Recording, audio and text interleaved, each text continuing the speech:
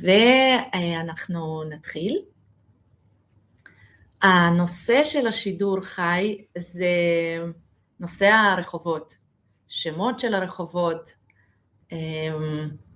במרחב התל אביבי מסתבר שיש לא מעט רחובות גדולים, סואנים, ראשיים, שבכלל לא קראו להם בשם שאנחנו מכירים היום. אני אציג את עצמי, קוראים לי אורלי יוספה, אני במקצוע מדריכה סיורים בעיר תל אביב, תושבת של דרום תל אביב, תושבת נאמנה. מי שעוקב אחרי הערוץ ככה יודע הנושא של דרום תל אביב הוא בוער בי. יש ללייב הזה בגדול 3 סיבות. הסיבה הראשונה זה שאני פותחת את המצלמה ומתחילה לשדר. זה לחשוף לערוץ שלי. מי שלא מכיר אותי, מי שעכשיו ככה מטייל במקרה ביוטיוב ויקפוץ לו שידור חי, אז הוא יכול להצטרף ולהכיר את הערוץ שלי. הסיבה השנייה שהיום אני ככה איתכם בלייב, זה שבא לי להתחבר לקהילת העוקבים שלי. אני רואה שאנחנו כבר כמה מאות, וקודם כל תודה רבה, תודה ענקית על כל לייק, על כל עוקב, על כל תגובה. אני מקבלת באהבה רבה גם את התגובות שהן מתחת לסרטונים, גם את התגובות שאני מקבלת באופן פרטי.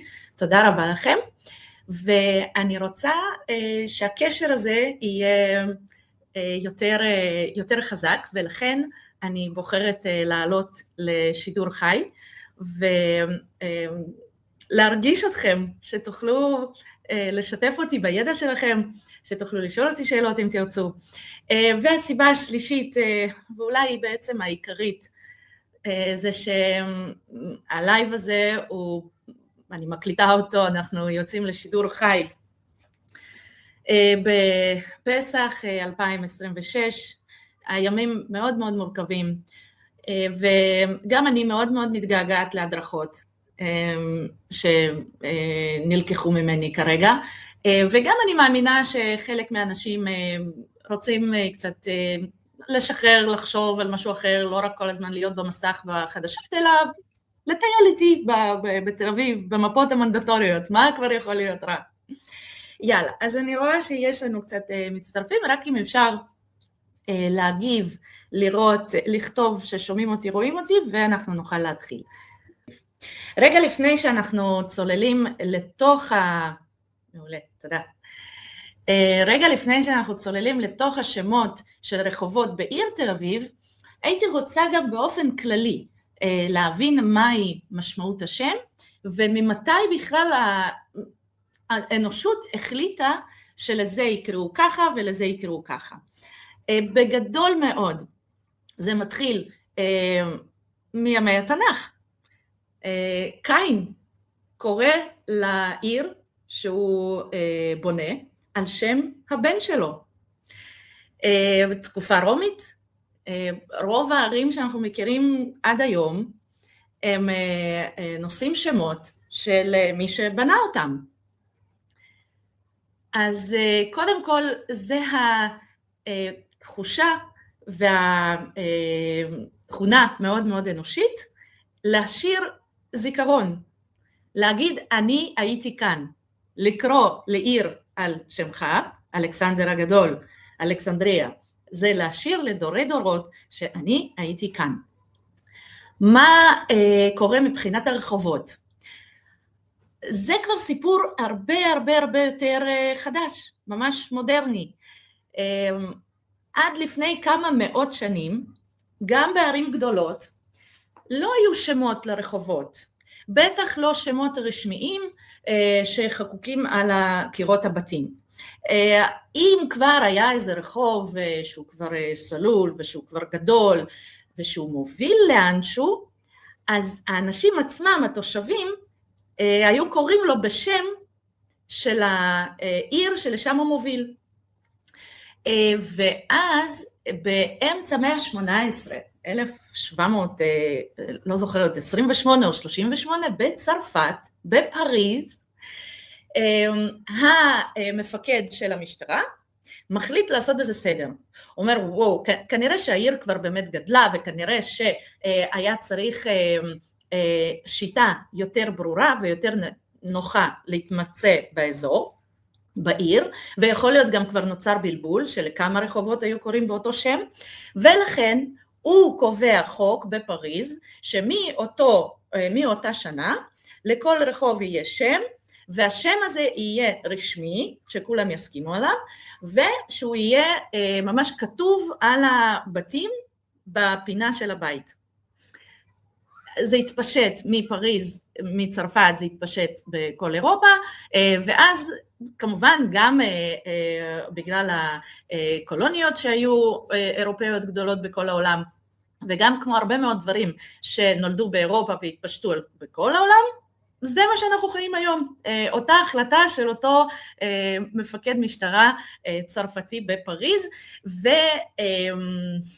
ודי מהר הנושא הזה מתחיל להיות משמעותי, כי הרי השלטון, בין אם זה מקומי, שלטון מקומי, עירוני, גם שלטון הריבון הכללי המדיני, בעצם מבין שיש לו פה כוח, יש לו פה אמירה, הוא יכול לגרום לנו, לאנשים, לציבור, לזכור משהו, כלומר לשים לנו את השם בזיכרון שאנחנו נשתמש בו ביום יום, ולהפך, הוא יכול גם להגיד את זה, אתם תשכחו, לא היה, השם הזה לא רלוונטי,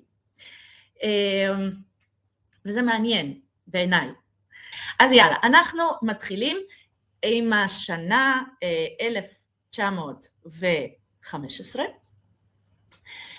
אנחנו באזור הזה בשלטון העות'מאני עדיין, אבל השלטון העות'מאני נמצא במלחמה, מלחמת העולם הראשונה, ולא תאמינו, אבל באמצע המלחמה, כלומר בשיא של מלחמת העולם הראשונה, יש שליט של עיר, היום היא עיר תל אביב יפו, שהוא מחליט לבנות רחוב חדש. מי בונה רחוב באמצע המלחמה? קראו לו חסן בק. היום השם הזה מוכר לנו כי יש מסגד גדול שנמצא ליד שוק הכרמל, ליד כרמלית, ונושא שמו של אותו שליט יפואי, חסן בק. אותו חסן בק ב-1915 מחליט שהוא סולל רחוב חדש, אבל לא סתם רחוב חדש, הוא רוצה בולווארד, כלומר הוא רוצה שזה יהיה אבניו או סדרה. זאת אומרת, הוא סולל את הסדרה המפוארת הזאת, גם כדי להראות את העוצמה של השלטון העות'מאני, גם לתושבי יפו הערבים, גם לתושבי תל אביב היהודים, ושותלים שם את הדגלי וושינגטוניה המאוד גדולים, שזה גם היה סמל, כזה סמל סטטוס באותם ימים, דגלי וושינגטוניה, זה היה משהו מאוד יוקרתי, חגיגי, והסדרה הזאת, כמו שאמרנו, נולדה ב-1915, ואותו חסן בק קורא לסדרה הזאת על שם ג'מאל פאשה. ג'מאל פאשה היה השליט של סוריה הגדולה, רבתית, ושל ארץ ישראל. כמו שאנחנו יודעים, די מהר השלטון מתחלף. העות'מאנים מפסידים במלחמת העולם הראשונה, ומי שכובש את ארץ ישראל זה הבריטים. וכבר ב-1919, רק 4 שנים, אחרי שהסדרה הוקמה, סדרות ג'מאל פאשה הוקמה, היא כבר מחליפה את השם שלה. והשם שלה יהיה שם של מלך ג'ורג' החמישי. ועכשיו יש לכם את האפשרות לנסות לכתוב לי בתגובות מה לדעתכם השם של הסדרה הזאת היום. ואני תוך כדי רוצה לשתף איתכם מסך שלי, ולהראות לכם את זה על המפה. תראו, זוהי יפו, וזאת הסדרה שעליה דיברתי. מעניין לראות שהסדרה הזאת בגדול מאוד, טוב זה כבר 32, אז בכל זאת יש פה כבר קצת בנייה, אבל בעיקרון תסתכלו על ההמשך שלה, היא פשוט עוברת בתוך הפרדסים, לא באמת היה לה איזשהו יעד. היום לפעמים באמת אומרים שהסדרה הזאת הובילה לירושלים, וכבר נתתי לכם את התשובה, שזוהי סדרות ירושלים של ימינו, ושהיא הובילה לירושלים. אבל חברים וחברות, זה לא הכיוון לירושלים. צפון דרום זה לא הכיוון, הכיוון זה דרום מזרח לירושלים, ותכף אנחנו נגלה גם, אני אראה לכם רחוב, שאכן היה נקרא רחוב ירושלים ביפו, והוא באמת זה שהוביל לדרך לירושלים. יפה. אז תראו, זאת עיר יפו, זאת הסדרה, פה זה כבר 1944, כן? אז הסדרה באמת כבר ארוכה הרבה יותר והרבה יותר משמעותית, ועדיין היא מסתיימת פשוט בדרום, היא מסתיימת בלב פרדסים. ועוד פעם אני אגיד, זהו לא כיוון הטבעי שמוביל, הוא גם לא מוביל מיפו, כן? הוא במקביל ליפו, כלומר זה לא דרך לירושלים, הסדרות ירושלים של ימינו, אלא זאת הדרך. אז ביפו היה רחוב עד 1950, היה רחוב שהיה נקרא אל-קודס, אל-קודס בערבית זה העיר, זה השם של ירושלים, והיום זוהי דרך או סדרה, אני כבר לא זוכרת מה ההגדרה של זה, בן צבי, זה, יופי, יופי, יופי. הדבר האחרון שאני אראה לכם על סדרות ירושלים, סדרות ירושלים התל אביבית. גם בתל אביב, עוד לפני שנולדה, אמרתי, סדרות ירושלים ביפו נולדה ב-1949. עד אז הייתה סדרות ירושלים, היו סדרות ירושלים בתל אביב עצמה. והסדרה הזאת עברה בשכונה הכי מפתיעה היום, מצד שני הכי ציונית שיש, לפחות על המפה. ולשכונה הזאת יש לי הרבה הרבה הרבה מקום בלב, וזוהי שכונת נווה שאנן. למה אני אומרת שהשכונה הזאת הכי ציונית לפחות על המפה?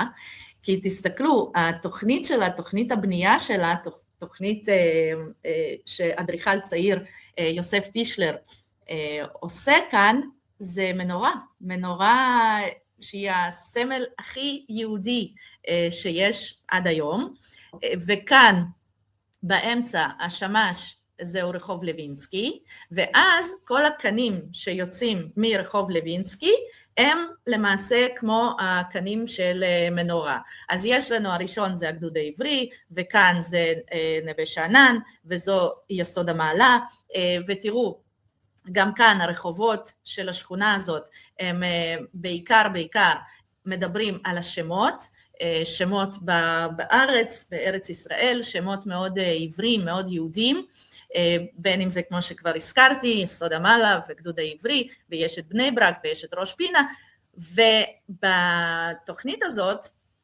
מה שחוצה את כל הקנים, זוהי סדרה גדולה ומפוארת, ושמה יהיה מאוד מאוד הגיוני, סדרות ירושלים. חדי עין ביניכם, אני מאוד מקווה שאתם מצליחים לקרוא כאן, שכתוב סדרות ירושלים. יש אולי למישהו ניחוש, או מישהו כבר מכיר את האזור ואת השכונה, ויודע על איזה סדרה מדובר היום? ב-1949 ביפו נולדה סדרות ירושלים, שמחליפה את קינג ג'ורג', וכשב-1950 תל אביב ויפו הופכות לעירייה אחת, אז אי אפשר שיהיו שני רחובות באותו שם, ולכן השדרה הנווה שאננית מפנה את המקום שלה לשדרה יפואית, והיום השדרה הזאת היא שדרות הר ציון, שהר ציון זה בעצם ירושלים. בואו נלך לטייל על אלנבי. בואו. כבר בשם של הלייב הזה כתבתי לכם, האם ידעתם שלרחוב אלנבי לא תמיד קראו רחוב אלנבי?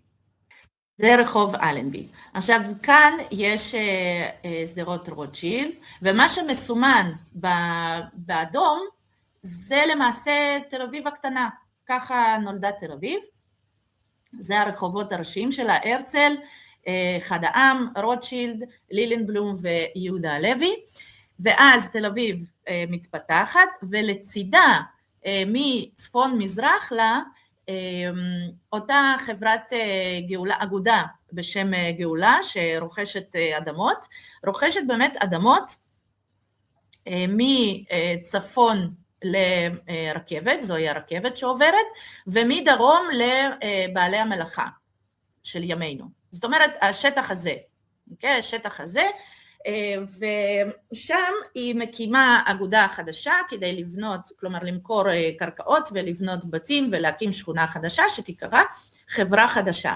וחברה חדשה מתחילה לסלול דרך בשכונה שלה, והדרך הזאת בצורה די טבעית הובילה, טוב, בצורה לא טבעית כל כך, אבל הדרך הזאת הובילה לים, ולכן השם של רחוב אלנבי של ימינו זה היה רחוב הים. למעשה היו שני רחובות שהם רחוב הים, גם רחוב אלנבי, וגם כאן אפילו אם אני אקרב את זה עוד טיפה, יכול להיות שנצליח לראות את זה, רחוב הים. למה קוראים לרחובות האלה בשם ים? כי שימו לב, כשקמה תל אביב, היא קמה לא על הים, היא לא יכולה לקום על הים. על הים כבר יש שכונה, זאת השכונה, מנשיה, והיא שכונה יפואית, מאוד גדולה, והרבה פעמים עוינת, ואנשים, לא תמיד, אבל בהרבה מאוד מקרים, חששו לעבור אותה וללכת דרכה לים, אלא היו מקיפים אותה, את השכונה הזאת, ולכן גם הרחוב הראשי הזה, שהיום הוא אלנבי, גם האמת היא ההמשך שלו אחר כך כבר בשנות ה-30, אמצע שנות ה-30 כבר סוללים את ההמשך שלו ואז הוא כבר מסתיים בכיכר הכנסת, וגם היום רחוב הים זה רחוב הקוק, הרב קוק, מסתיימים בים. זהו, זה הסיפור. אז יש לנו מקרה של שם שהוא מאוד טבעי, כלומר פשוט אנשים הולכים בדרך הזאת לים, אז הם קוראים לזה רחוב הים, ואז מגיע מהבחינה של, ואז מגיע אותו גנרל אלנבי, ומבחינת ארץ ישראל, מבחינת היהודים שיושבים כאן, הוא הגואל, או הוא מביא את הישועה ומשחרר את הארץ, ומגיע לו כבוד כל כך גדול, שקוראים לרחוב הראשי הזה, הרחוב הגדול הזה, על שמו של גנרל. זה נגיד, דיברנו על להזכיר, להנציח אנשים. עכשיו אני רוצה שנדבר על אותו עיקרון, כלומר גם רחוב גדול, דרך מאוד גדולה, שפשוט השם שלה היה שם של המקום שאליו היא הובילה, ובסופו של דבר היא מקבלת שם של דמות מאוד מאוד חשובה במדינת ישראל. טוב, פה במפה הזאת, זאת הדרך הכי ארוכה שאנחנו רואים, שחוצה למעשה את כל המפה מהפינה התחתונה, הימנית, השמאלית התחתונה, ועד לפינה השמאלית העליונה, זאת הדרך. נכון, יש בה כל מיני קטעים ויש בה מקטעים, וגם בתקופות מסוימות היא קצת שינתה את התוואי שלה, אבל בסך הכל, תראו, מיפו הדרך הזאת מובילה צפון מזרח.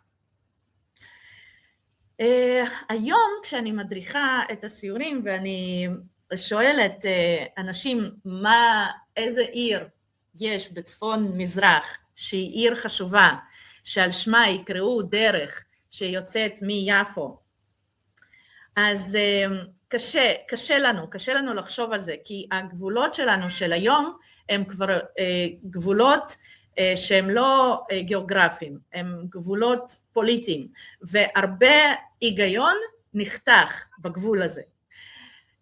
ולכן כשאני אומרת שהדרך החשובה הזאת הובילה מיפו לשכם, אז הרבה פעמים זה כזה, כאילו, כן, היום מבחינתנו שכם היא כאילו היא מעבר לגבול, היא לא משהו שהוא הגיוני ללכת אליו.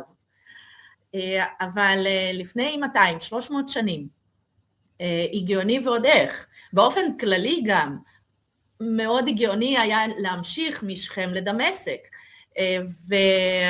ולכן הדרך הזאת, לפני שנות ה-20 של המאה הקודמת, היא הייתה נקראת דרך שכם.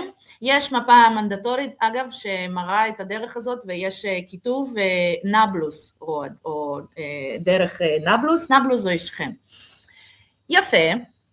עכשיו אני אגדיל קצת את המפה, כי אנחנו נתמקד בחלק התל אביבי של אותו רחוב, כי הרי לא כל הרחוב ב-1932 זה תל אביב. כאן הדרך הזאת נקראת דרך יפו. דרך יפו היא מסתיימת בכיכר המושבות, ומכיכר המושבות צפון מזרח היא הופכת לדרך שכבר בשנות ה-20, אמצע שנות ה-20, 1925-26, עיריית תל אביב מחליטה לקרוא לה דרך פתח תקווה. אכן הובילה לפתח תקווה. חברים וחברות, השם הזה החזיק כמעט 100 שנים, קרוב ל-80 שנים. הדרך הראשית הייתה דרך פתח תקווה. והשאלה שאני שואלת, איך קוראים לרחוב הזה היום?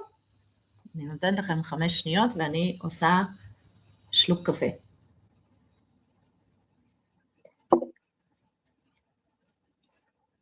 טה-דה-דה-דם, פאפאם.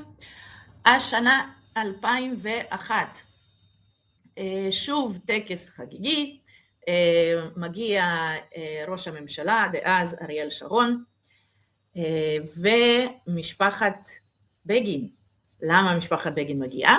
כי למעשה הרחוב הזה בשנת 2001 מפסיק להיות דרך פתח תקווה והופך לדרך מנחם בגין. עד היום זהו דרך מנחם בגין, כמובן איש ראוי, שיהיה לו דרך כזאת חשובה וגדולה וארוכה, ובאותן שנים אני מאמינה שכבר פתח תקווה יורדת מגדולתה, ולכן אפשר, אתם מבינים למה אני מסקרן אותי כאילו השמות וההחלטות האלה, כי מי מחליט מה יותר חשוב ופחות חשוב, ואם זה לא היה נגיד דרך פתח תקווה, ואם זה היה שדרות רוטשילד, אז לא מחליפים את השם של שדרות רוטשילד, נכון? כאילו, זה מעניין הנושא של החלטות ושל, לפעמים זה אפילו דומה לשדה קרב אמיתי, של מי ראוי לקבל את השם של רחוב ומי לא ראוי, וגם איזה רחוב, כלומר יש רחובות קטנים, הרבה פעמים מדריכים משתמשים בזה, ואומרים, והוא תרם כל כך הרבה ואז יש לו איזה רחוב אחד קטנצ'יק שאף אחד לא מכיר על שמו, שזה אומר שלא נתנו לזה כבוד מספיק גדול. בקיצור, באמת יש כובד, יש משקל מאוד גדול על השמות ועל ההחלטות שאנחנו לוקחים. לא אנחנו, הרבה פעמים זה לא תלוי בנו כל כך. אוקיי, חברים וחברות, טוב, החזקנו יפה מאוד.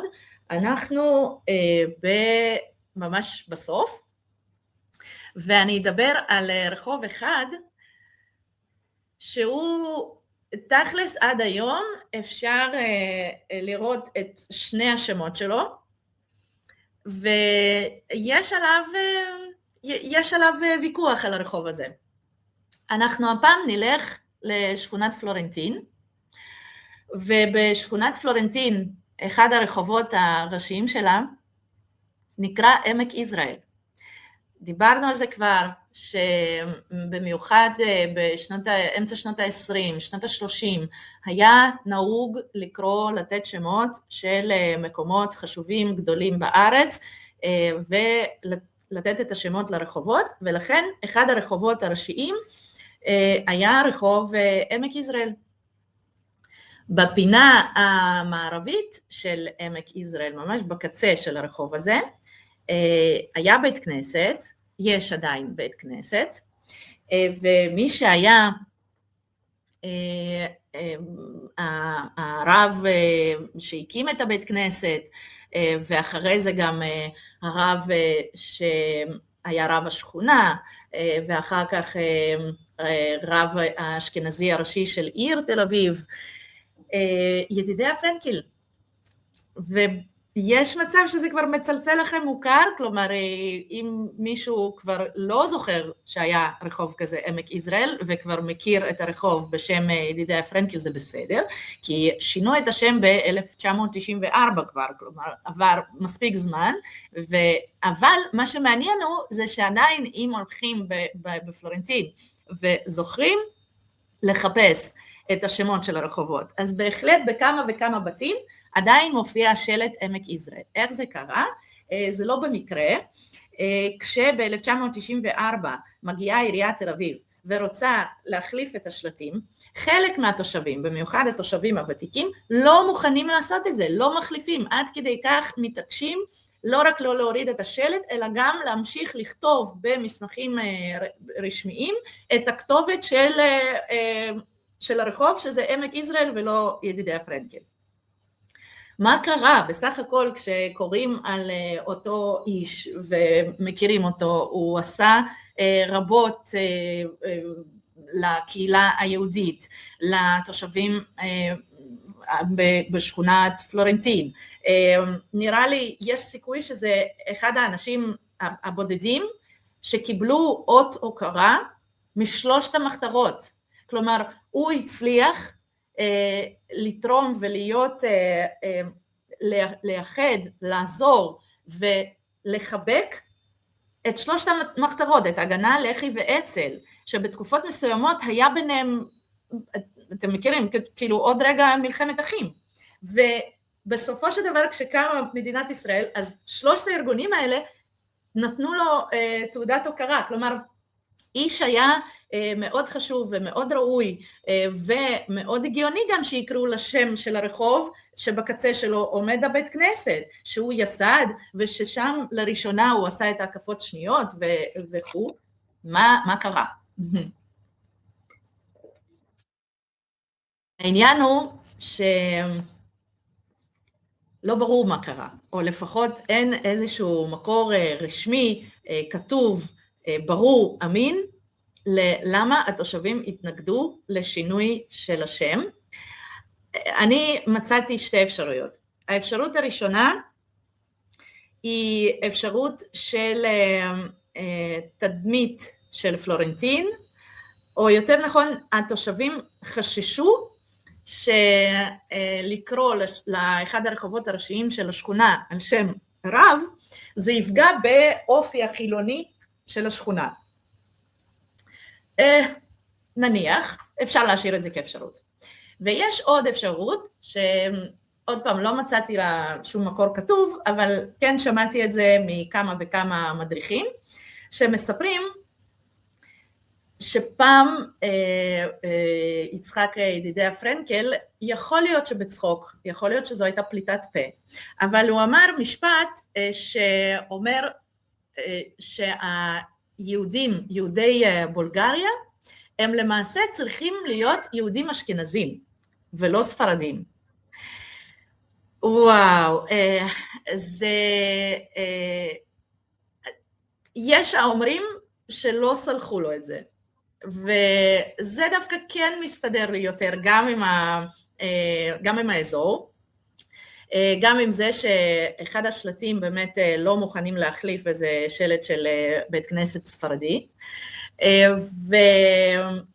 וכנראה שזאת הסיבה שאותה קהילה של בולגרים, רומנים, בלקנים אולי אפילו, לא סלחו לו את האמירה הזאת, ולא רצו שהרחוב בשכונה שלהם יקרא על שם של רב אשכנזי, פרנקל, שהרשה לעצמו להתבטח בצורה כזאת.